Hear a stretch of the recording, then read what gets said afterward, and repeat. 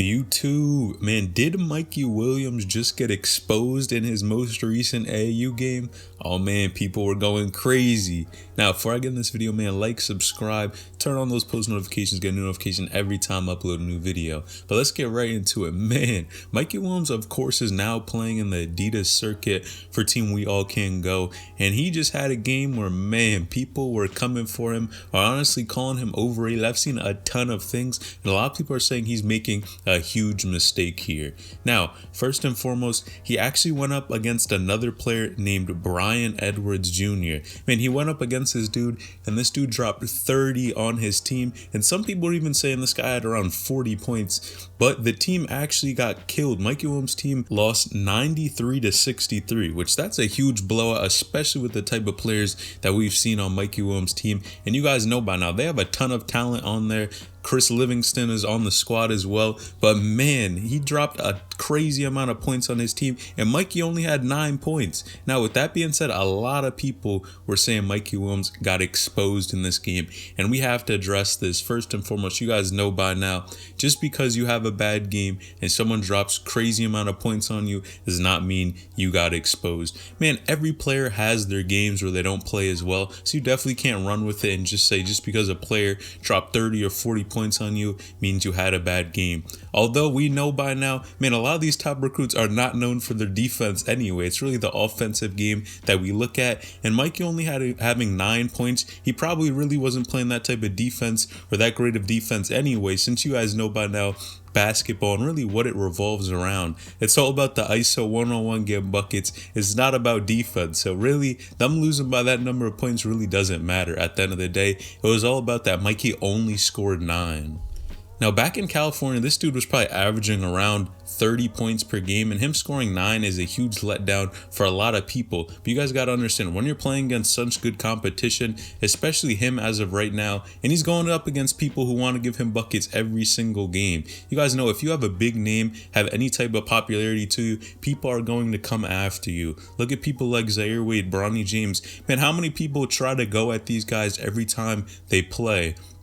You know by now, every single time you play against a top recruit, people are going to try to expose you, get buckets on you, and really get you out of your element and try to react to the situation. Even someone like Amani Bates, man, how many times have you seen this dude get caught up in a fight in a game? And that's because, of course, man, you have to be in control of yourself on the court and be able to carry yourself in a certain way. When you have that type of clout, popularity, talent, you have to be able to do this. And it really is sad that people don't think a player like Mikey Williams can have a bad game. Now, a lot of people even were blaming the loss, not specifically on Mikey Williams, but his entire team. And it's really, of course, it's a team effort at the end of the day. Just because you take an L in a certain game, you got to think about the whole squad. It's not only you on the court, man, it is the entire squad. You work as a team on the court. We got to remember that. Now, you guys know by now that comes with the territory of this type of clout and notoriety that Mikey Williams does have. But man, let me know in the comments down below, what do you think about that situation? And if it's for real, do you think that Mikey is overrated after seeing this game? What do you think? Or was it just a bad game? Let me know in the comments down below. But you guys low-key know the answer to that one. Now, on the other hand, Kyree Walker, man, you guys know I love talking about Kyree Walker because he has such a unique situation here, and everyone is wondering, is this dude gonna make the NBA? That's the question. Man, we haven't seen him in a minute, haven't seen him hop on the court, haven't seen any in-game footage. That is the most important thing that a lot of people are questioning, if this dude is really an NBA talent or not. But we just got another hint here that is really interesting to me and makes me think that Kyree Walker is better than a lot of people think. Now, although it's not in-game footage, we have something really interesting. Now, a lot of you guys remember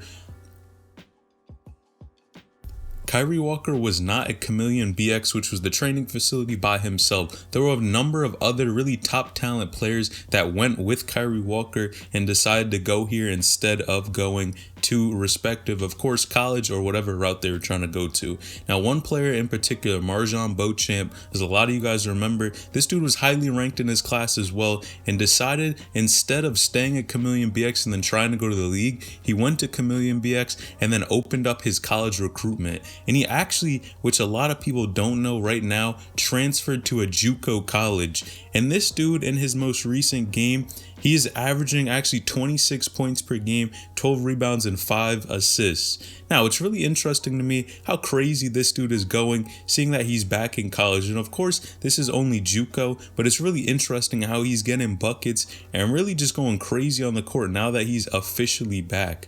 I'm really interested to see if this dude is playing so well, and obviously him and Kyree have had the same type of training, how is Kyree going to perform? Now, in addition to this dude actually had a game where he dropped 41 points, 10 rebounds, and 9 assists. Now, you guys can't tell me that's not impressive. And of course, if them two are training with the same type of people, man, Kyree is going to have to show up like that on the court. I think it's no doubt, because them two guys have been going head to head. As I always say, iron sharpens iron. And MarJon Beauchamp, of course, was a really good player back in high school. And him now looking this good, man, how good is Kyree Walker going to perform when he does actually get in front of some coaches?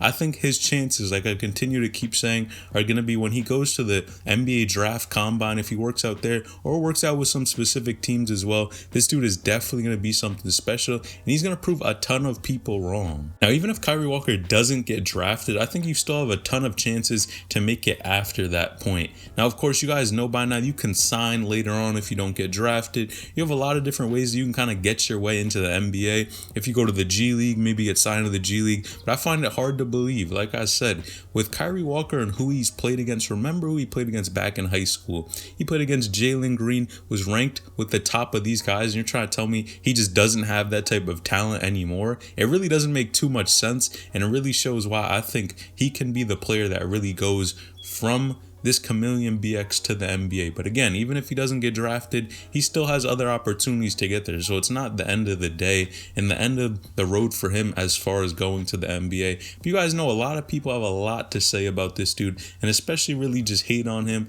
and say, of course, the age thing is probably the biggest issue a lot of people want to debate about, but we're not even here for that. Honestly, I think this dude has a ton of talent and has a great shot at making it at the next level. And MarJon Beauchamp is clearly a testament, and I think he's going to be a reflection of Kyree Walker's game and the type of work he put in. Not to mention, of course, you guys got to remember, a lot of people are forgetting this.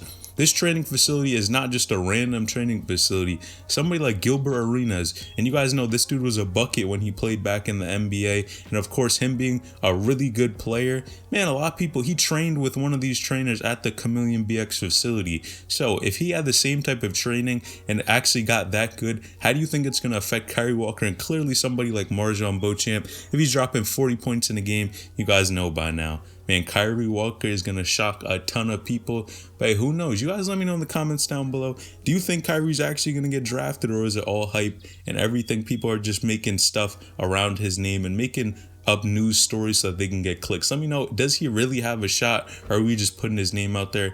And let me know in the comments down below. Is Mikey Williams overrated? Let me know in the comments down below. Make sure you like this video, subscribe to the channel, turn on post notifications, get a notification every time I upload a new video. All right, so I'm out.